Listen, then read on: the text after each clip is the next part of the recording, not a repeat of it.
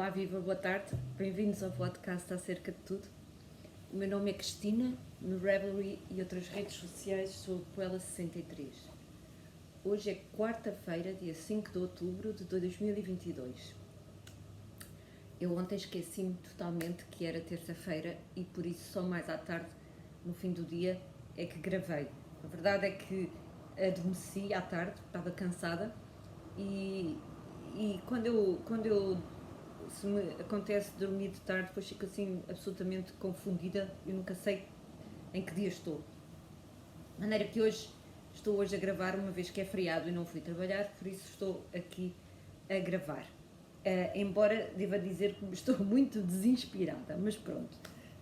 Eu creio... estava a pensar se tinha trazido para aqui, trouxe tudo o que queria mostrar. Então, para começar, vou dizer que avancei pouco no tal casaco do meu filho, acabei as duas frentes e só um instante, pronto, o casaco é este, vou mostrar mais uma vez o modelo. O que eu fiz foi, acabei as duas frentes e comecei uma manga, mas pronto, as duas frentes estão aqui, estou a fazer com a malha, eu até encontrei aqui o papel, portanto, a malha cor 25 e as duas frentes estão concluídas,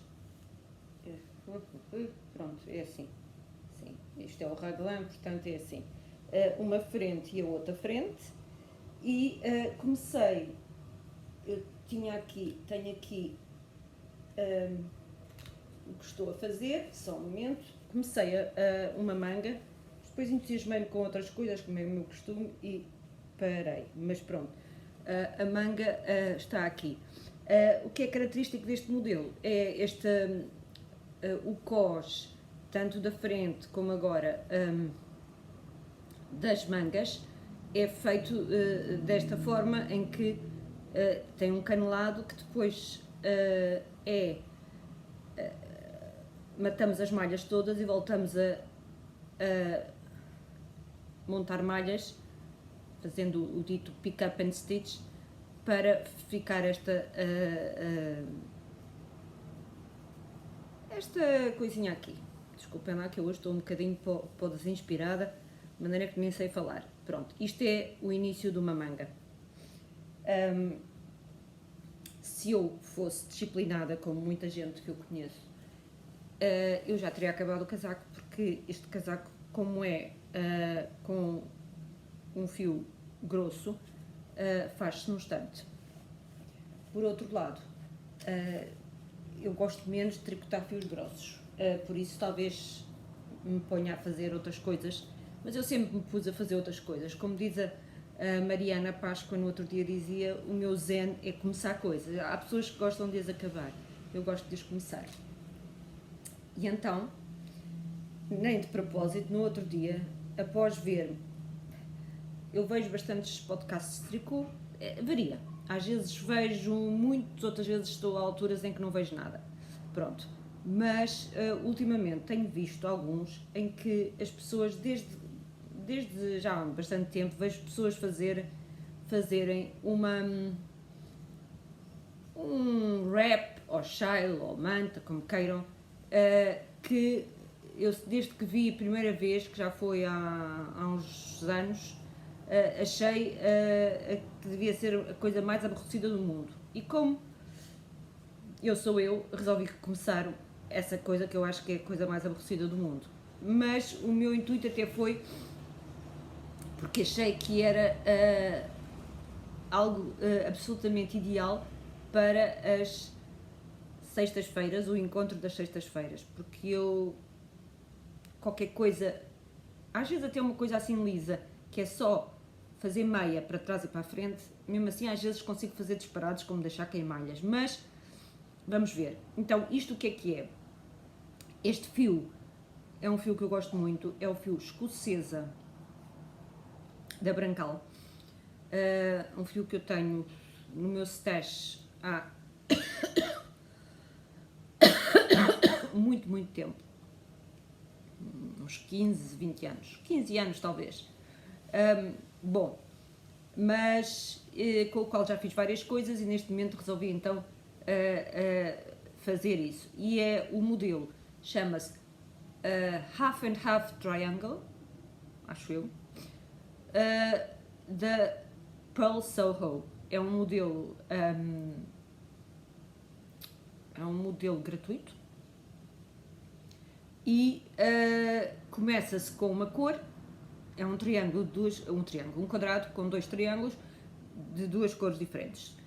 Começa-se com uma cor e monta-se primeiro as malhas todas e depois vai-se fazendo, vai-se cada vez vai-se encolhendo uma malha, fazendo short rows.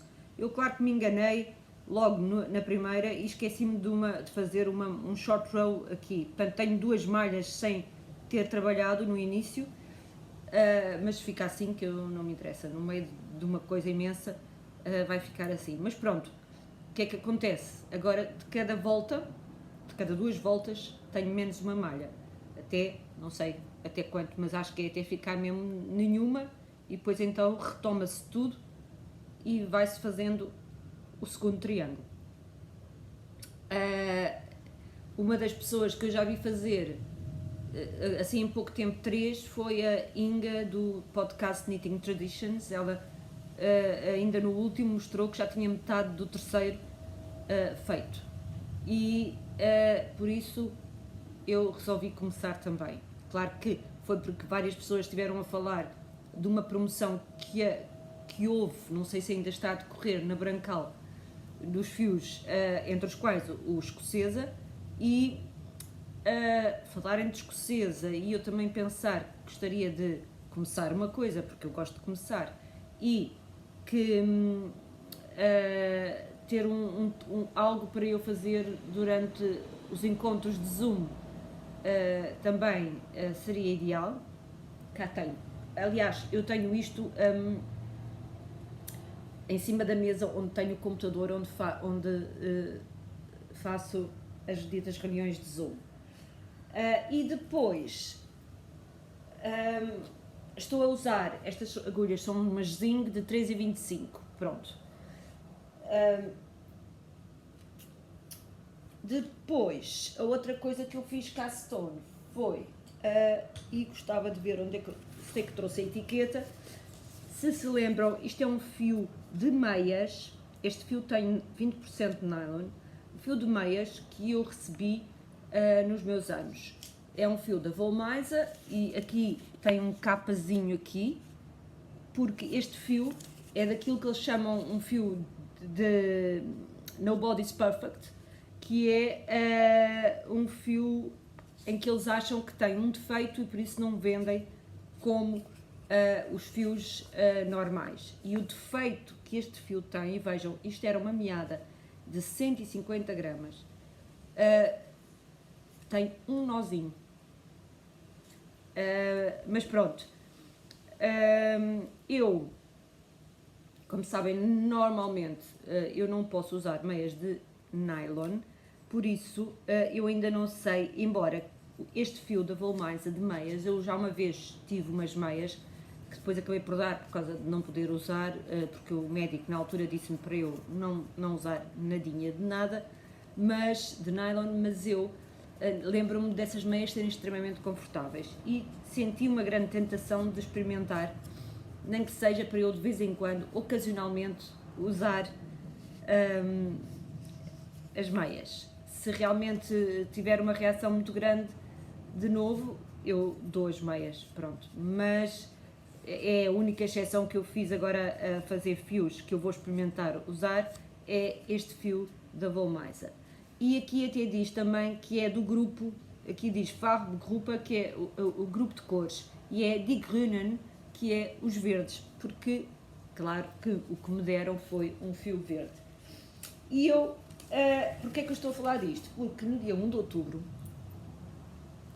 começou o mês, o famoso mês do Socktober, e o Socktober é um evento que surgiu no mundo do tricô, no Ravelry, muito, em que se tricotam meias no mês de outubro. há uns anos para cá, a Naná, do podcast Mãos de Vera, começou também a fazer uma coisa que ela chama as meias de outono e juntou a ideia de meias de outono ao mês de outubro também. E é um evento que ela tem no grupo do Ravelry para as pessoas participarem, creio que também no Instagram, em que as pessoas podem participar com meias que começaram e terminaram no mês de outubro deste ano, claro. E então, como sexta-feira passada foi dia 30 de setembro, nós costumamos ter um encontro de sexta-feira à noite, e eu lembrei-me que se aguentássemos todas até à meia-noite, podíamos fazer um castone das meias para o knit along da Naná. E então assim foi. Eu devo dizer que me custou imenso esperar por aquela hora, porque o novelo que eu tinha, e eu vou mostrar aqui o que é, era o tal novelo da Volmaisa que eu dobei naquela tarde antes do encontro, e estava lá em cima da mesa do computador onde eu participo no Zoom a tentar-me, pronto. E então, no dia depois da meia-noite, eu comecei as meias. Resolvi fazer eu primeiro pensei muito e ia inventar mas depois resolvi fazer um modelo que eu de antes fazia imenso, porque era o que eu chamava as minhas vanilla. E as minhas vanilla eram um modelo da Cookie A, que é gratuito também, está numa Niki, revista online, que são as Monkey Socks. E eu, no início, quando estava muito entusiasmada a fazer muitas meias, eu fiz uns 7 pares de Monkey Socks, ou talvez até mais. Eu não sei, porque entretanto, como eu digo, só tenho neste momento, 1 ou 2, não sei, porque como dei as minhas meias todas, fiquei com um par que eu lembro-me que fiz em 2009 com os 100% BFL e que ainda estão boas. E pronto, eu estou a fazer estas meias. Comecei, como eu digo, lá na meia-noite do dia 1 de outubro, e eu digo que elas são as minhas Vanilla Socks porque esqueci-me de trazer para aqui um sock blocker, mas é que elas andam muito depressa. E então eu comecei esta no dia, na meia-noite, dia 1 de outubro, e entretanto ontem terminei-as. O que é que eu fiz aqui? Segui o modelo, isto é, usei aqui Twisted Rib 1 por 1, depois segui o modelo, fiz 5 repetições. A única coisa diferente que eu fiz é que o modelo tem um heel flap, que é a parte de trás do calcanhar, em stocking stitch, portanto só meia. Eu prefiro usar um calcanhar reforçado, e então fiz o clássico com slip stitches para reforçar aqui o calcanhar. Depois vira-se o calcanhar e no pé fiz mais 5 motivos, e depois o tradicional, como é que se diz, biqueira, que vai encolhendo, e tem aqui o Kitchener Stitch. Pronto, eu acho que apertei um bocadinho e agora está aqui assim um bocadinho apertado, não sei, ou então fiz aqui, não sei se fiz, acho que fiz aqui uma trapalhice por acaso, não sei, não vejo bem, mas pronto. Conclusão, uma meia já está, vou agora fazer a segunda meia, e estas meias realmente andam muito, é um motivo que tem, se não me engano, não sei se tem 11 ou 12 voltas assim, e as repetições são de 16 malhas, portanto eu estou a fazer com 64, são 4 repetições, 2 à frente e 2 atrás aqui na perna, e as voltas, só que é um motivo muito fácil, muito simétrico. Eu vi já este motivo, este ponto, num dos livros da Barbara Walkers, um daqueles dicionários de pontos, e é muito simples de fazer. ritmado e então anda muito depressa, pronto. Estou contente por já há muito tempo que não fazia este modelo e agora estou a fazer a segunda meia, pronto. Depois, provavelmente vou fazer outras meias com o que sobrar deste fio, uma vez que este fio, esta meada são 150 gramas, tem bastante fio e eu vou depois ver se calhar faço com... Queria fazer uma coisa qualquer assim, tipo color work, e por isso depois logo verei quando acabar estas meias. Pronto. E de tricô é o que eu tenho falado. Desculpem, eu estou um bocado distraída, como é óbvio. O que eu tenho feito. Por isso, agora, ainda dentro do tema das meias, pensei falar aqui de um livro e este livro chamado Vogue Knitting The Ultimate Sock Book. E então eu vou falar-vos um pouquinho sobre este livro. Então, o livro também, para já, deixem-me ver de quando é que é, porque este livro também foi um livro que eu comprei há bastante tempo. Então, deixem ver se eu tenho aqui, é um livro da Vogue, claro, portanto, Six and Spring, como eles chamam a editora, e 2007, pronto, tem 15 anos. E é um livro que começa, eu vou-vos mostrar algumas coisas, mas vou-vos primeiro referir aqui o índice para terem uma ideia do que é que vem neste livro. E ele começa com um capítulo de história do tricô, que é interessantíssimo. Fala da história do tricô de meias, obviamente. E fala... tem muitas imagens sobre o tricô, as meias assim mais antigas e o que é que se fazia, como é que se fazia.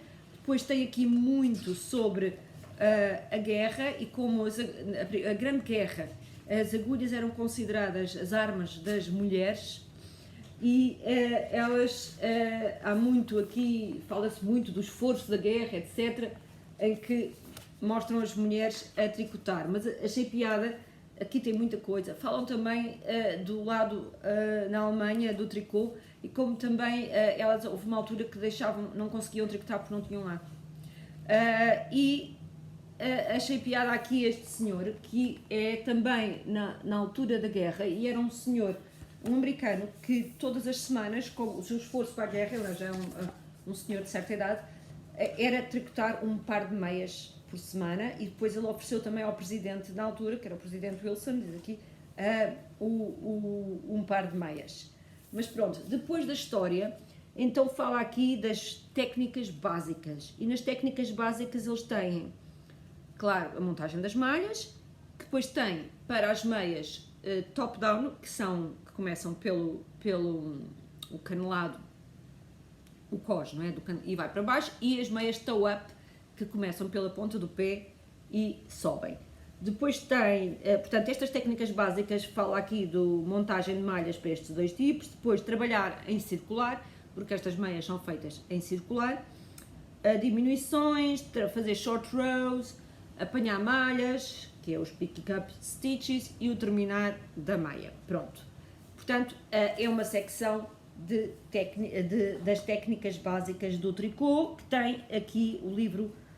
Deixem-me só mostrar aqui, pronto, começa aqui, técnicas básicas, e o livro tem depois muitas ilustrações com essas técnicas, como é, aliás, muito normal nos livros da Vogue. Se lembram, eu já mostrei aqui também livros, pronto, tem bastantes ilustrações. Depois deste capítulo das técnicas básicas, o livro apresenta-nos, deixem cá ver,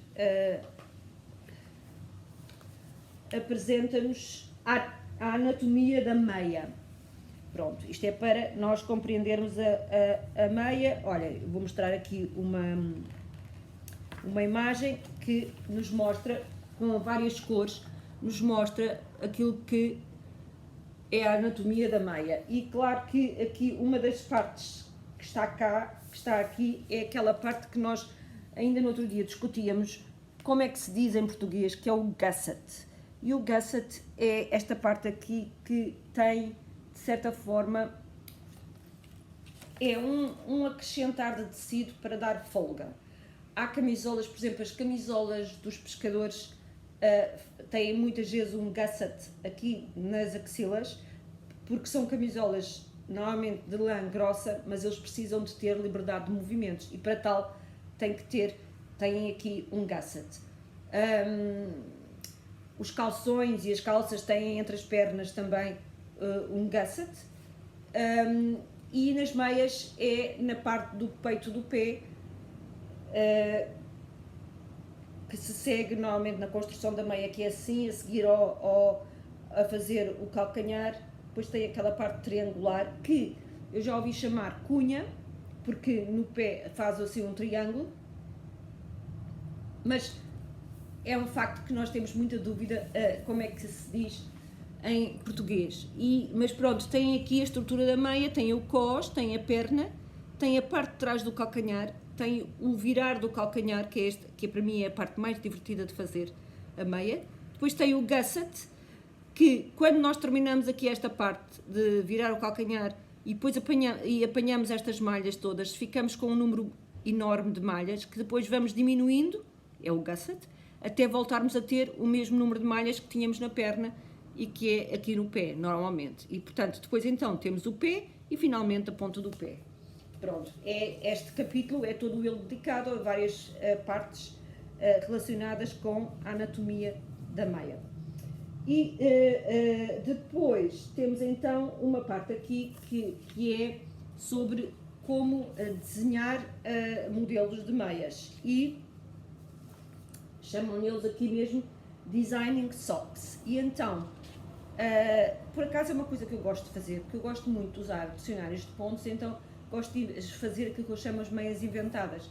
E nas meias inventadas, o que é que eles aqui põem como elementos de design de meias? Tem aqui tirar medidas, obviamente, que é uma coisa, obviamente que nós podemos usar, sobretudo quando estamos a fazer meias para oferecer a alguém e não sabemos as medidas do pé dessa pessoa, em concreto, podemos seguir-nos aproximadamente pelo número do sapato que ela calça.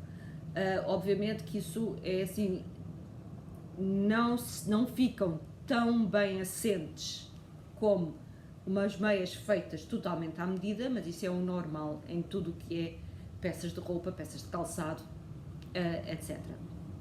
Então tem tirar medidas, escolher o fio, calcular a tensão, tem aqui o que eles chamam tem vários gráficos que eles chamam aqui Sock Yarn Chart, e também tem uma coisa que eles chamam o Vogue Knitting Sock Calculator and Universal Patterns. Pronto.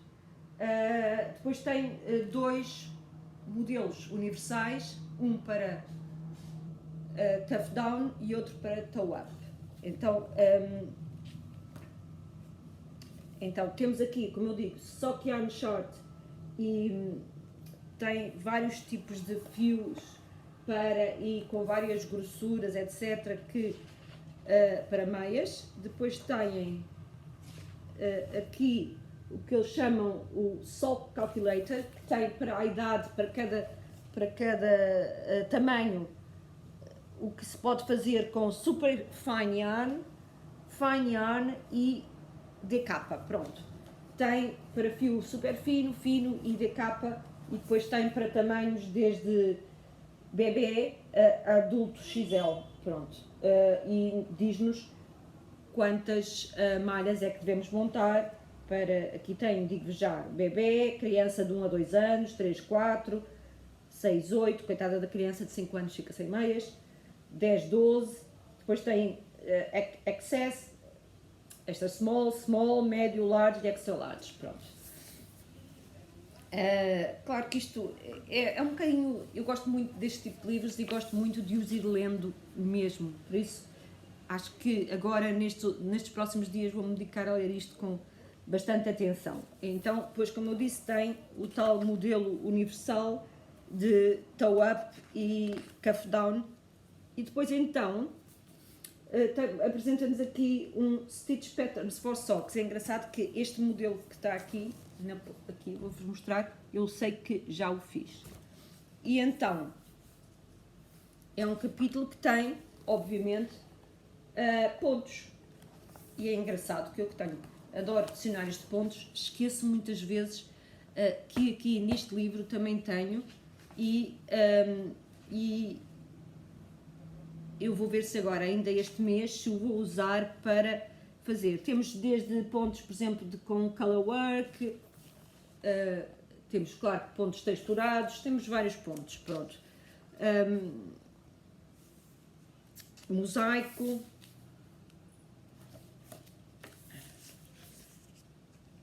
Muitas vezes esqueço-me que tenho este dicionário aqui, muito característico muito bom para meias, porque estes pontos estão aqui escolhidos precisamente para meias e são o género de ponto de meias que eu gosto, porque são, na sua maioria, que eu estou aqui a ver, tudo pontos com repetições 8, 10, assim 6 malhas, portanto são fáceis de seguir, lógicos, porque eu também tenho alguns modelos de meias, mais color work, que têm, por exemplo, 66, montam 66 malhas e são 33 malhas de um lado, 33 malhas do outro. E isso implica estar com muita atenção a seguir o gráfico. Eu gosto, mas não é aquela meia relaxante que uma pessoa está a seguir um ritmo e vai fazendo sem estar necessariamente sempre a olhar para o gráfico.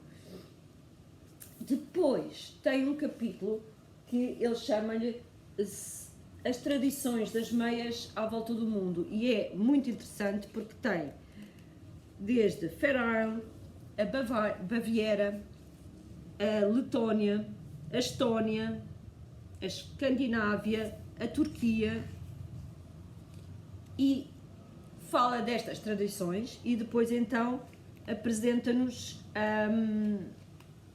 vários tipos de meias com estas tradições. Tem aqui uma tabela também em que mostra os vários tipos de modelos que agora estão aqui e nestes modelos depois diz-nos qual é a técnica, se é toe up ou top down e depois também aqui diz as agulhas utilizadas.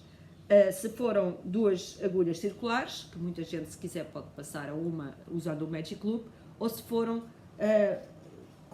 de pontas. Obviamente que isso pode ser alterado. Acho piada porque tem aqui duas meias que são usadas feitas a direito, portanto imagino que sejam meias que não se trabalham circular, está aqui a dizer straight, por isso devem ser cozidas depois. E então tem as meias que aqui temos desde cable top socks, portanto meias com torcidos, tem aqui umas toe up socks, um modelo genérico, depois tem anklets, que são meias que têm só um pedacinho de cós no pé, portanto que ficam pelo tornozelo.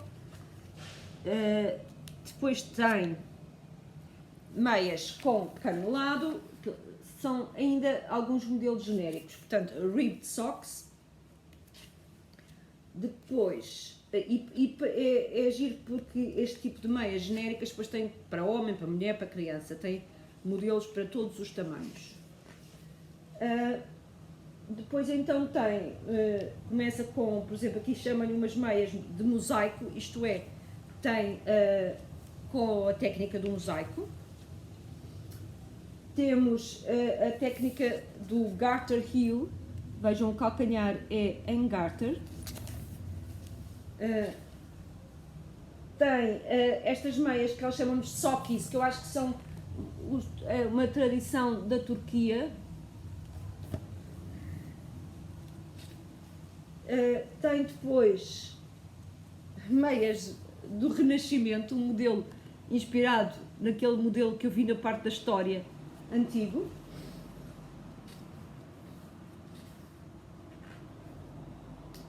E estas são as tais meias que eu disse que fiz, que são meias também muito fáceis de fazer e são as zig-zag socks. Tem mais o quê? Meias com lace, pronto. Eles no índice dizem mesmo os vários tipos de meias que aqui mostram. Com lace, isto é um modelo também diferente, como veem aqui.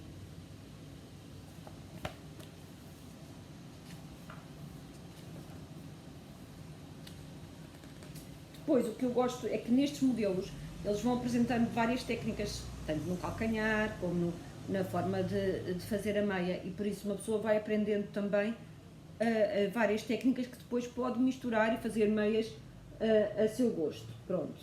Tem aqui umas meias todas muito coloridas, ela se chama Ornate Socks.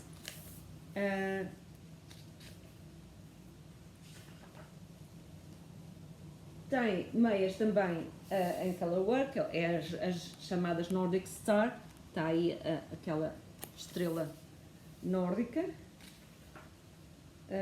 com os gráficos todos aqui, como veem. E depois tem aqui umas meias coloridas, mas para criancinha pequenina, toddler, 2, 3 anos. Pronto. Mais, o que é que tem? Pronto, tem, como veem, bastantes modelos, por acaso todos eles são bastante giros, e olhem, aqui tem umas modelo da Estónia, que os da Estónia, eu tenho um livro dedicado só a meias da Estónia, ou mais, já nem sei, mas, e depois temos aqui as meias da capa, que eles chamam meias escandinavas.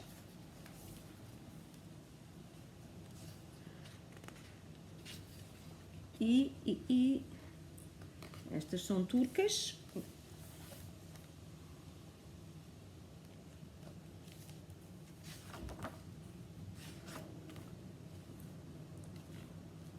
Estas eles chamam-lhe Color Wheel Socks porque tem, reparem, o calcanhar é um círculo colorido.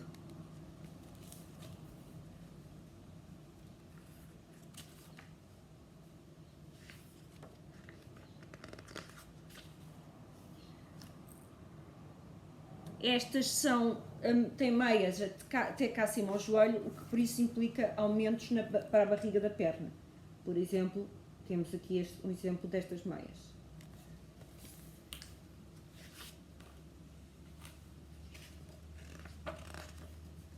Tem o clássico Argyle, por acaso sempre gostei deste clássico, embora implique entarse, é que eu não aprecio tanto. E tem também aqui umas meias que são uma técnica que existe muito, que é o do bordado sobre o tricô, e que por isso tem aqui este modelo. Mas isto, pronto, tem aqui, por exemplo, a mostrar como é que são. Portanto, são as meias feitas lisas e depois os efeitos são bordados. E tem aqui outras também, isto é muito típico desta designer que é a Christine Nichols. Eu antes tinha livros dela, já não tenho neste momento, em que é quase tudo assim, como vêem, cheio de cores variadas e com muitos bordados sobre o tricô.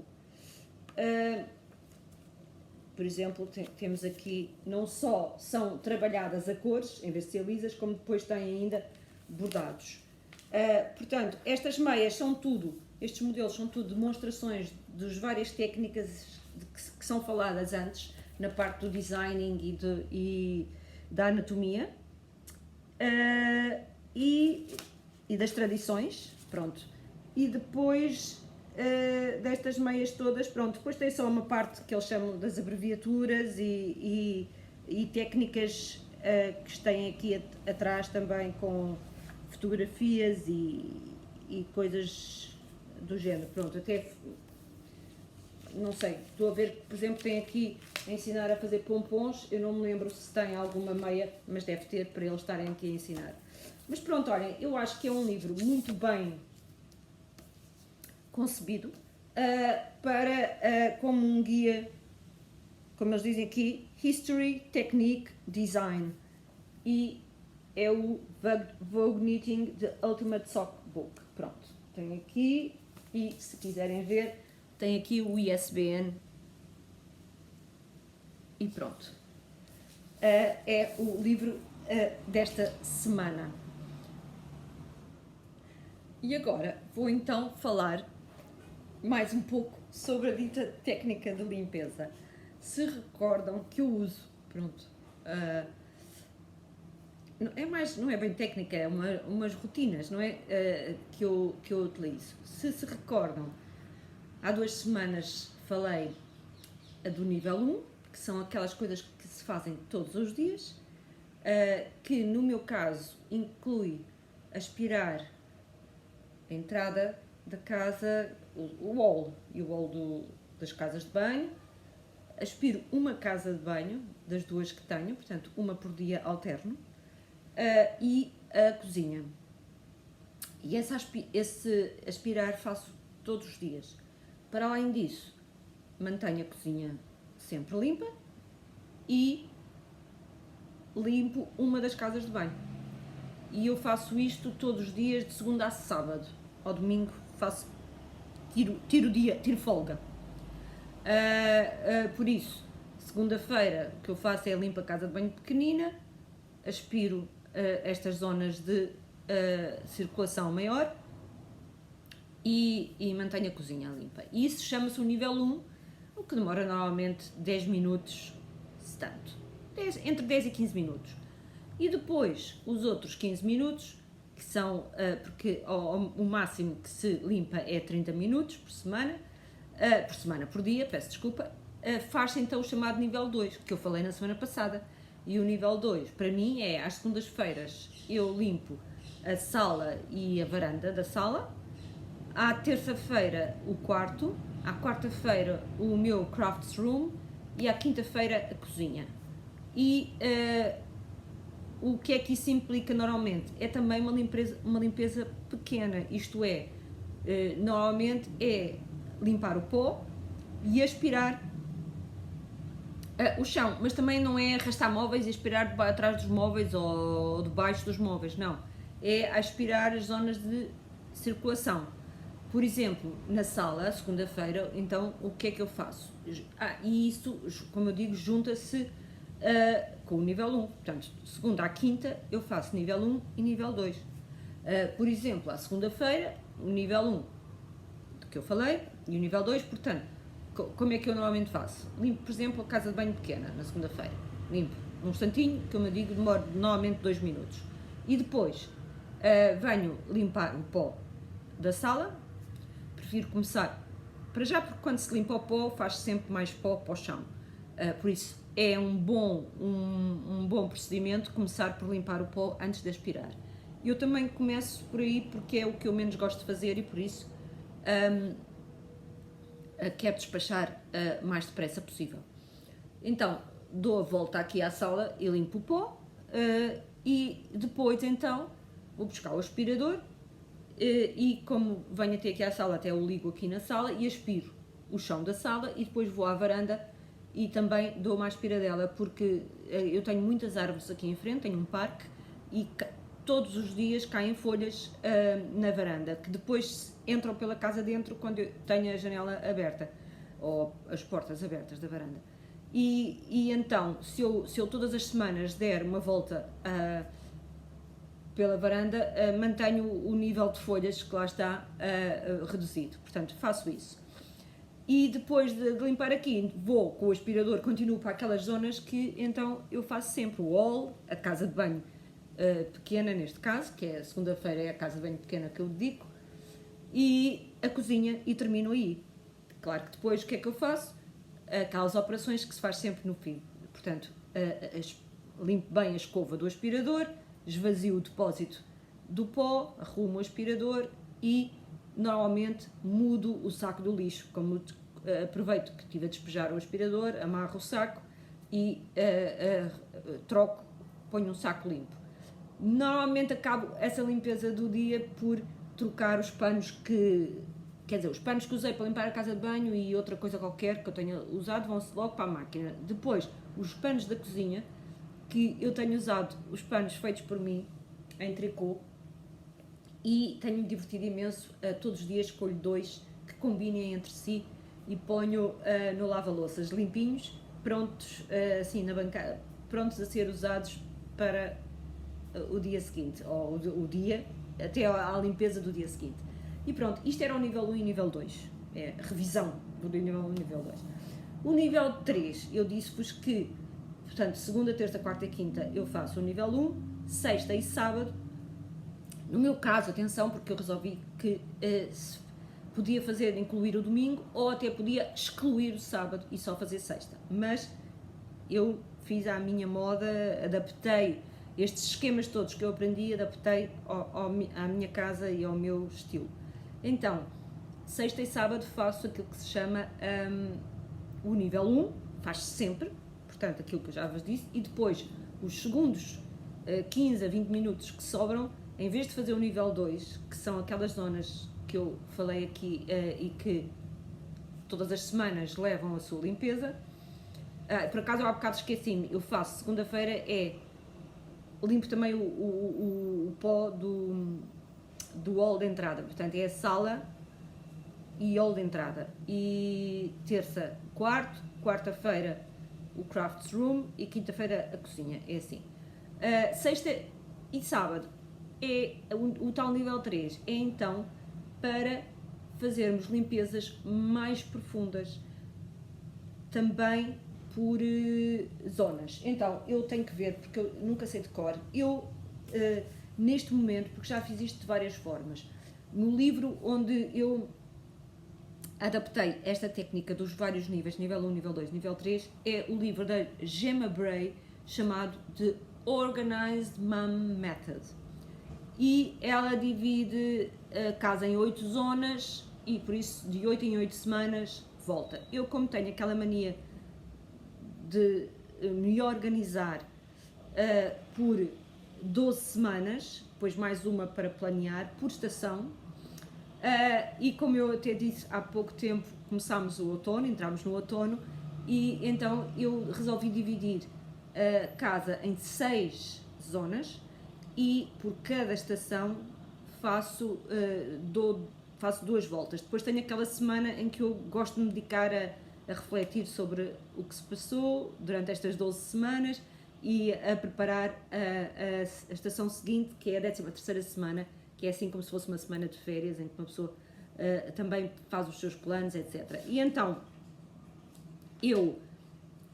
como é que eu dividi? Dividi a casa toda em 6 porções. Então, na primeira semana 1, que foi a semana que, por exemplo, agora de 19 a 25 de setembro, foi a cozinha, a marquise e a despensa.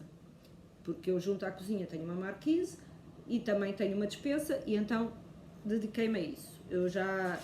A segunda semana é casas de banho. Terceira semana, que é esta semana em que estamos, é os quartos. Depois, a quarta semana é a entrada da casa. Quando eu digo entrada, é todo o hall, que tenho o hall da entrada e depois ali o hall que dá para o quarto do meu filho e as casas de banho. Semana 5, a sala e a varanda.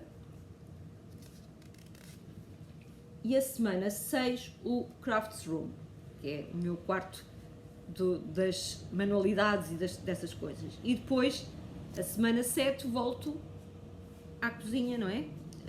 Que é, exatamente, volto à zona 1. E então, o que é que se faz? Aqui então é que se faz aquele tipo de coisas que, por exemplo, eu vou-vos dar um exemplo, que foi a semana 2, foi a da casa de banho, ou das casas de banho. E o que é que eu fiz? Eu nas limpezas que eu faço diárias das casas de banho, ou em dias alternados, limpo uma às segundas, quartas e sextas e a outra à terça, quinta e sábado. O que é que eu faço aí? Uso um detergente em spray no lavatório, nas louças, portanto assim, mas não lavo a banheira. Porquê?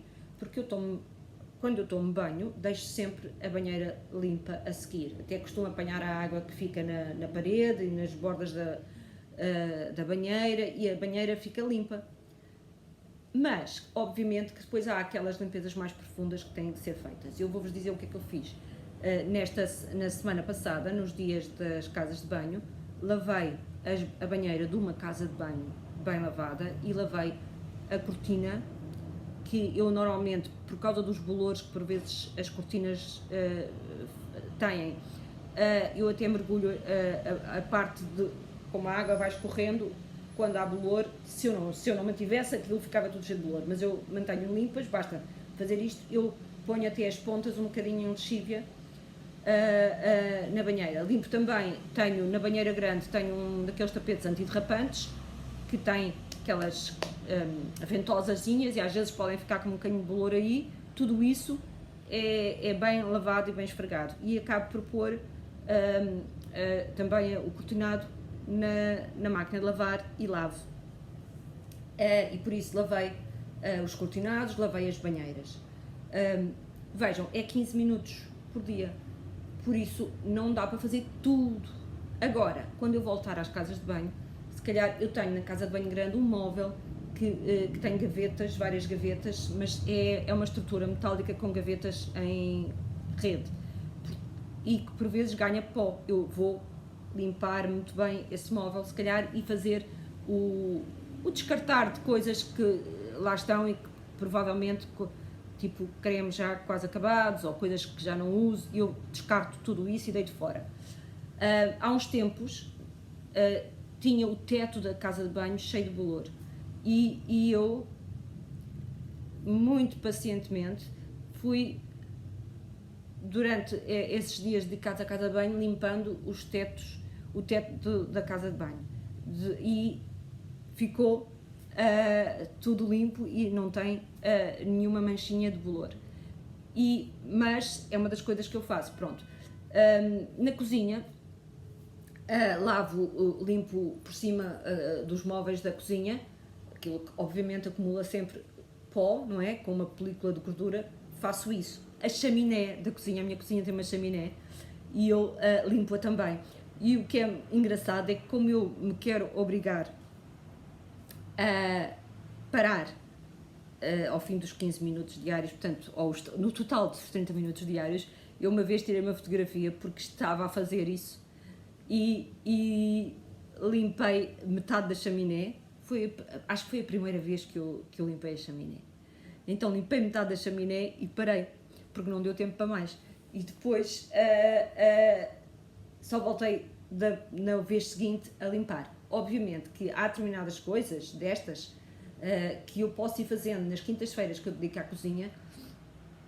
Eu, se tenho tempo, faço assim mais uma coisita, como por exemplo limpar uma gaveta ou limpar dentro de um armário ou assim.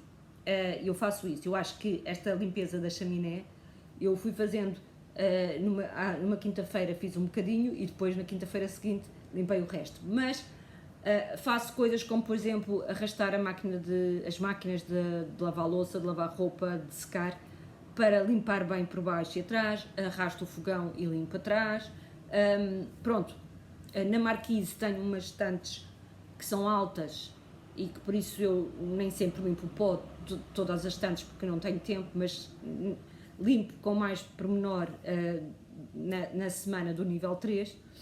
E nas salas, por exemplo, na sala aqui, eu lembro-me que há uns tempos resolvi, quando foi a altura do nível 3 na sala, de abrir, porque eu tenho móveis que têm portas, mas lá por dentro ficam com pó na mesma. E eu tirei, neste caso tenho DVDs, tirei os DVDs, limpei tudo e voltei a pôr os DVDs, pronto. No meu quarto já arrastei móveis e limpei o pó atrás dos móveis. Nem sempre, vejam, obviamente, se pensarmos em todas as coisas que gostaríamos de fazer para ficar impecável, por exemplo, limpar os vidros, é uma das coisas que fica para esse nível 3. Agora, não significa que eu na semana, por exemplo, esta semana da sala, que eu faça tudo, que eu vá limpar dentro dos móveis, que eu vá ali esvaziar as gavetas, que eu vá... Não, faço algumas coisas nesta semana, na outra, passado as ditas 6 semanas, faço outras coisas.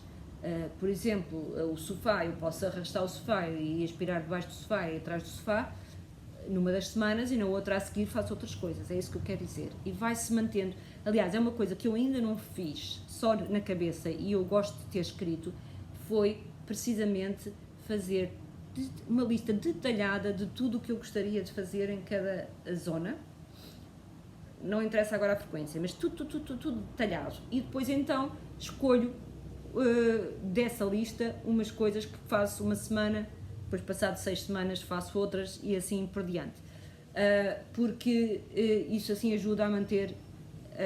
houve uma altura que eu arrastei os móveis que são pesados, o móvel da televisão e onde tenho os DVDs, etc. Arrastei-os e aspirei atrás. Depois houve uma vez que veio cá um senhor mudar, acho que foi montar qualquer coisa relacionado com a internet e teve que se arrastar o móvel e estava limpo, porque como eu faço o aspirar todos os dias e nas zonas uma vez por semana, faz com que aquilo que nós às vezes vemos que se vai acumulando, por exemplo, aquele tipo de cotão que se acumula atrás das portas ou que se acumula nos pés dos móveis, atrás dos móveis de baixo, não se acumula por causa dessa limpeza das zonas de circulação. E então, é assim, portanto, o nível 3 que eu faço à quinta e sexta é assim. É o que eu digo, ainda é de fazer a tal lista detalhada a fazer para cada zona, porque há sempre imensa coisa que uma pessoa pensa que quer fazer e às vezes, se não tiver essa lista, como eu já faço isto há muito tempo, eu vou mantendo. Eu sei que, mas sei que, por exemplo, limpei o topo dos móveis da cozinha há não muito tempo e por isso agora posso limpar dentro dos móveis, que já faço isso frequentemente, a limpeza do frigorífico, a limpeza, por exemplo, na semana da cozinha, foi na semana passada, não, há 2 semanas, fiz aquele que é limpar, pôr sal na máquina de lavar e limpar, tirar o filtro e lavar o filtro, que é uma coisa que, de acordo com o fabricante, se deve fazer de 6 em 6 meses. Eu durante anos não fiz, agora, como está na lista de coisas a fazer no nível 3, já me lembro, mas lá está, é uma coisa que é para fazer de 6 em 6 meses.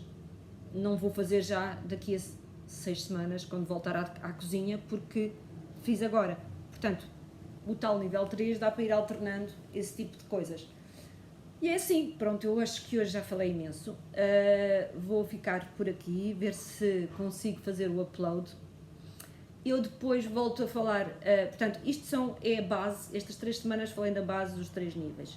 Depois o que eu pensei foi falar um bocadinho de como eu faço isso, o meu dia-a-dia, durante uma semana, por exemplo, explicar o que fiz para cada uma e depois falar um bocadinho mais das ideias do nível 3. Depois ainda posso falar de algumas técnicas, desde aqueles livros todos que eu vos mostrei.